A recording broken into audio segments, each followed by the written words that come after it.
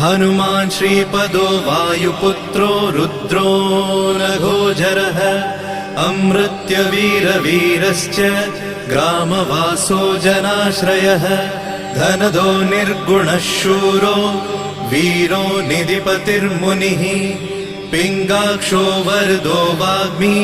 सीता शोकविनाशकः शिवः शर्वः परो व्यक्तो व्यक्तो धराधरः पिङ्गकेशः पिङ्गरोमा